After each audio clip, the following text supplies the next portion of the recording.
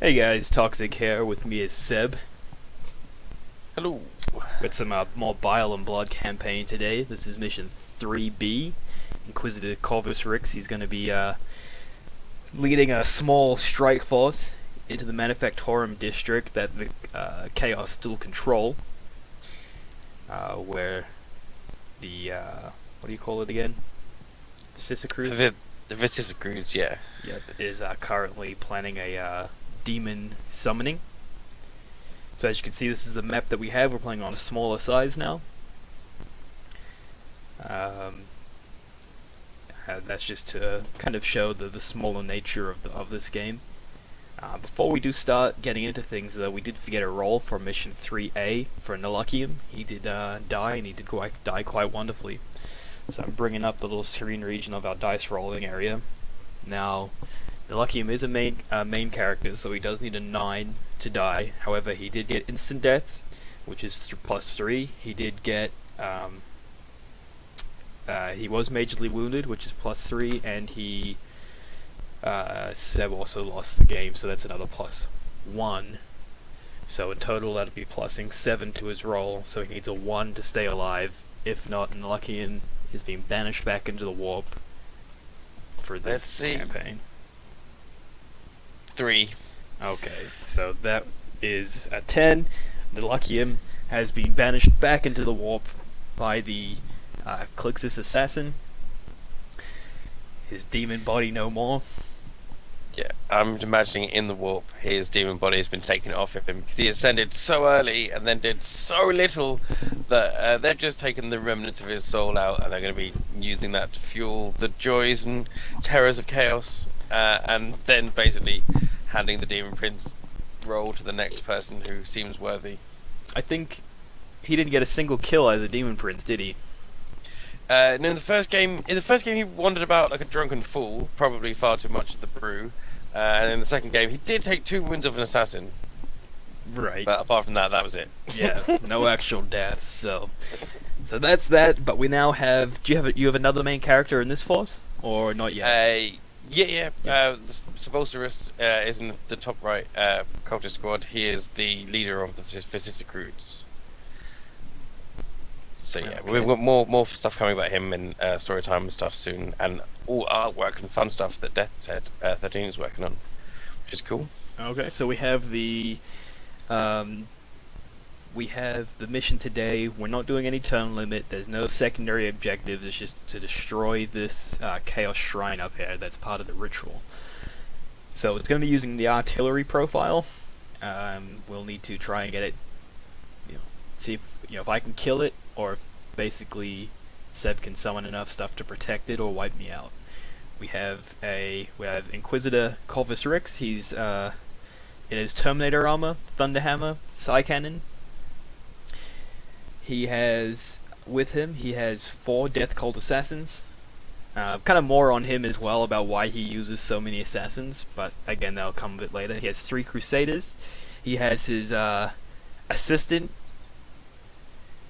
What we say his name was? Desmond? Yeah, his assistant Desmond, which was an acolyte that I had enough points for, and that was about all I had enough points for, so he ended up showing up. So we'll see what he does. And then he has another Inquisitor. Is not an assistant, it's more like, not an apprentice, it's more like they're more like partners, but he's more of like a mentor figure, being an older Inquisitor. The other Inquisitor's called Shavek. She's a younger Inquisitor, so kind of more like looks up to him. But yeah, so that's another Inquisitor there. They're probably going to split up, but this is like their first landing, and they're trying to get some stuff taken care of. But you sort of say she's like kind of on work placement because she's actually from a different order. She's actually a Xeno, Auto Xenos, whatever you want to call it. Yeah, but they have worked together in the past. So like he's gone and fought against aliens, and then sometimes she'll come and fight demons with him. Nice. So they're just looking for a Auto Hereticus to join their party, and then they'll have all of them. But yeah, so that's their squad, then they have 10 Grey Hunters with them, and a Venerable Dreadnought with the shield and axe. Mostly because I just wanted to try them out again, and then as soon as I put them on the table and looked across and saw like Seb's stuff, I was like, wrong mission to bring this guy on, because he's just gonna get stuck in a combat again. And then I have 2 assassins, the Calixis and the Caldeus. Caldeus? I don't know. Caldeus? I don't know how to pronounce that. Calidus. In the fluff, it's more of his own personal creations, but it's in the game. I'm just using the rules for them. So yeah. So Seb, you want to go over your army? Yeah, 2 squads of 30 cultists with champions, 1 bunch with auto guns, 1 bunch with auto pistols, both a flamer in each. And in 1 squad you've got Sebulcerus, who's a level 3 psyker with the black mace and a combi melter, Aura of Dark Glory, and various other Nurgle goodness. And then in the other squad you've got 2 of the other Viccicrudes, who are level 2 psychers with force weapons and combi melters also. And everybody's taking demonology, and it is a demonology smorgasbord. Every kind of summoning is possible, as well as some good old Dark Flame and Infernal Gaze in there as well. Yeah, so it doesn't look like much, just some cultists and some psyches, but just trust me, it can get out of hand. It can get out of hand fast. There's potential for everything Nurgle from the Demon Codex, I think, other than a Soul Grinder. I think. Yeah, it's not good. I only have a small force, so we'll see what happens. And I'm saying it now, if I get a Great Unclean one, I want to imagine that in like a old school kind of Jason the Argonauts kind of stop motion kind of way, it's that statue coming to life. That works. Corvus does have a grimoire of true names, so he's ready. Oh, shit. He's ready. So he's just like, you're like, oh, I'm gonna kill you. And it's like, Fred! And he just disappears. Well, too soon, man. Is that a Harry Potter reference? I don't know. I may have fucked that up. It's not Fred or George, one of them. I have no idea what you're talking about. I think that might be a spoiler for me. I don't even know if I'm up to that part or not. Did I just spoil it for myself? Oh man, when you self-spoil, that's special. Anyway, we're gonna move on to, I guess, Seb, if you want to try and seize now, I'll bring up the capture again. Yep. So, last roll was a 3, before that was a 1, so logical progression is a 5. Okay, so, Inquisitor turn 1, coming up. Okay, so end of Inquisitor turn 1. The Caldeus Assassin, who honestly I was starting to think maybe wasn't as good a choice as the Calixis, managed to get into combat because of the basically her infiltration rules. One of the Chaos Sorcerers decided to challenge, and she dealt him a wound. He did nothing, and Seb did not pass his. Well, they decided that. I think it was a combination of both the psychic airiness that the Calixis Assassin was kind of putting out there, but they decided that it would be better to run. And in the chaos of trying to flee the warehouse, the Caldeus Assassin managed to take them out. I have this image of them just stampeding, just crushing each other, but then also like the assassin just ninja leaping and just cutting heads and just like stabbing through them as they're just like piling through this like little warehouse door.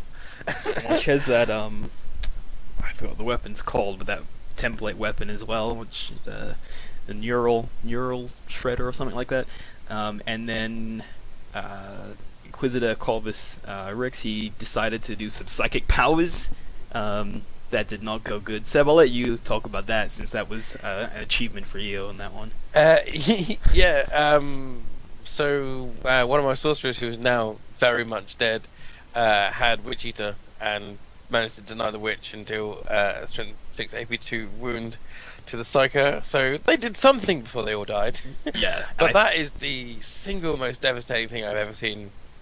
I've never seen anything quite as bad as that in 40k so far. I kind of want to cry. And I think Corvus has learned a lesson now when going up against the Viccicrudes that he should probably not tap into his own psychic energies. Yeah, there's so whereas the Viccicrudes are so desperate to summon as many demons. There's a lot of crazy warp charge going on. Yeah, he forgot his not so much now, 4 less. he forgot his training. He was too eager to start taking them out. But yeah, that was brutal. I've never it's one model, like, oh man. Okay, so we're gonna go into chaos. Chaos turn. That takes out takes out the possibility of a great and clean one, and oh no, just a great and clean one is no longer possible. Alright, so we're gonna go into chaos turn 1, and we'll see what we get after that. Okay, so end of turn 1. Seb, you want to go over your turn? They very much stayed in the warehouse to keep away from the assassin.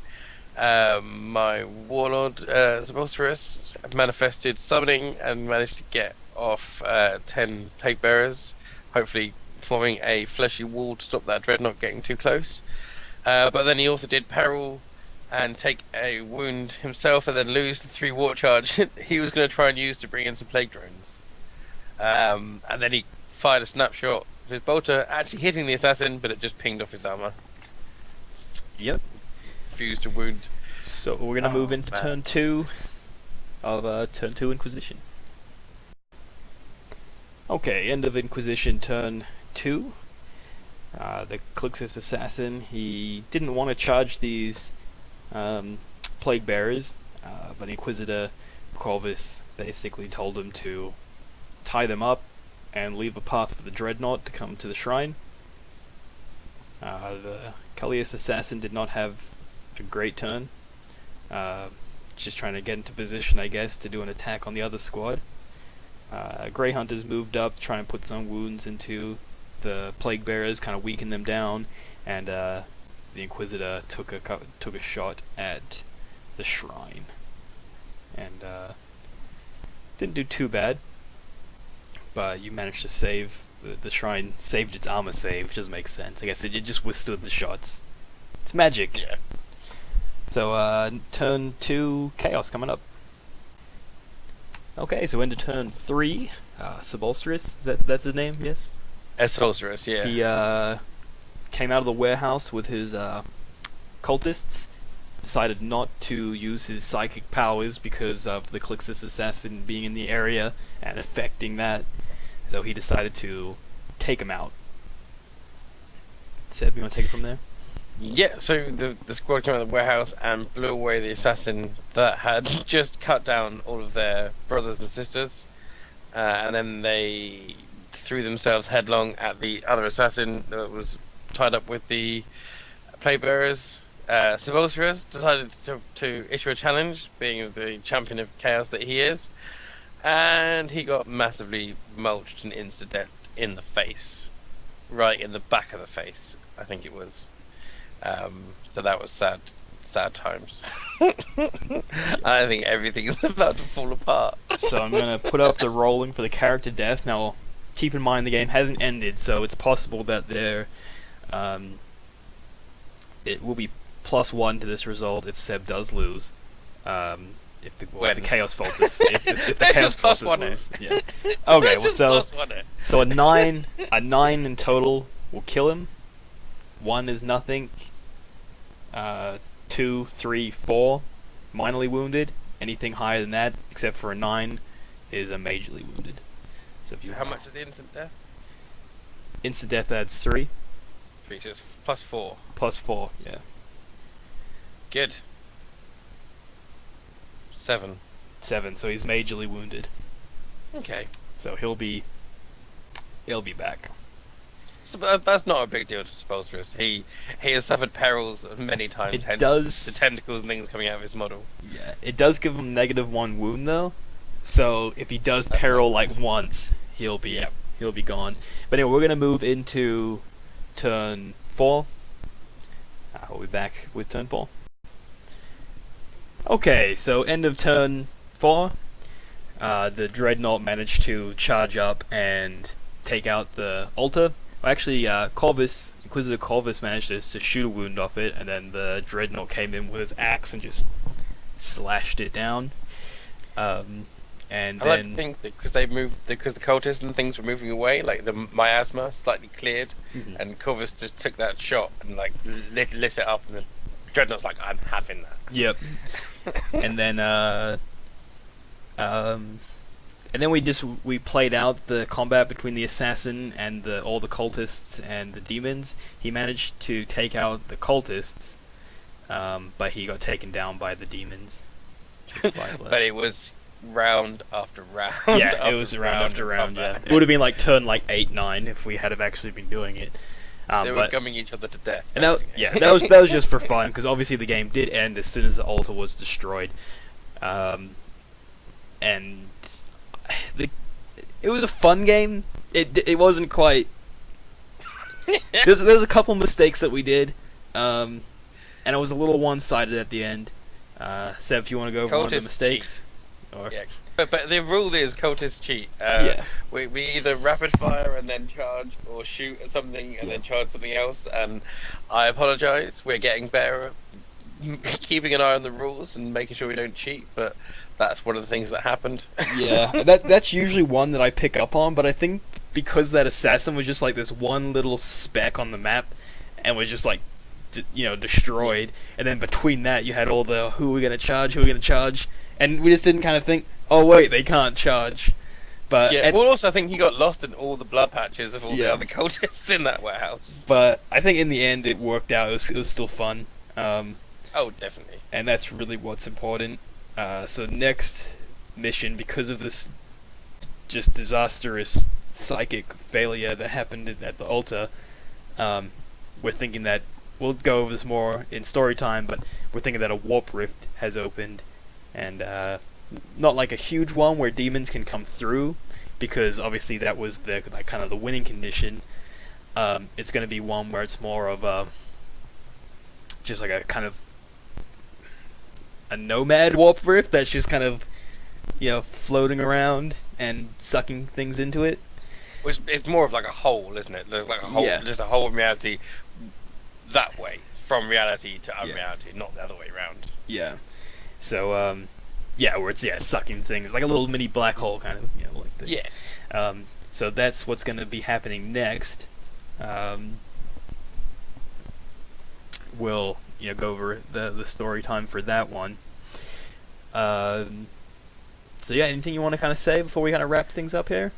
Well, I just want to say the second time I've taken full-on Chaos Space Marine sorcerer summoning like factory stuff, and it seems crazy, and it can be crazy if it wants to be, and you really can. Was it the other game we had like 500-600 points extra stuff? Yeah. But if it doesn't go right, and you get your perils, and you've got stuff stopping you or denying you or messing with your stuff, those sorcerers, 2 wounds, man. Yeah. Like, either to yourself or someone else. It's not as OP as you might think. It's fluffy and it's fun and it's crazy, and obviously it's unbound. But it can get OP, but at the same time, things have to go your way. Like, and I guess that's not really overpowered because it is very risk reward. High risk. Especially when you're going up against the Inquisition that are designed to stop this from happening. And I think that's what Games Workshop, in a sense, they've actually achieved very well in their rules. When you have some Inquisition going up people that are trying to... Because, let's face it, like, if they had succeeded, fluff-wise, that could fuck the planet. Like, once there's a demon incursion, like... so like the whole point is they have to stop it, and I think that actually came up really well in how the rules worked, where it was just like they were actually managing to kind of stop it before it even started, which was kind of fun. Because that's the thing, they were in the middle of a ritual. Yeah. And you guys burst in and was like, no, stop it, put that down. But yeah, we definitely have some fun things planned next for mission 4A and 4B. But yeah, we will we'll have that story time up within a week. So yeah, so once again, with me has been Seb. I'm Toxic. This has been Bile and Blood. There you go. Bile and Blood campaign for Allies Index. Check out alliesindex.com for more geeky gaming goodness. Have a good one.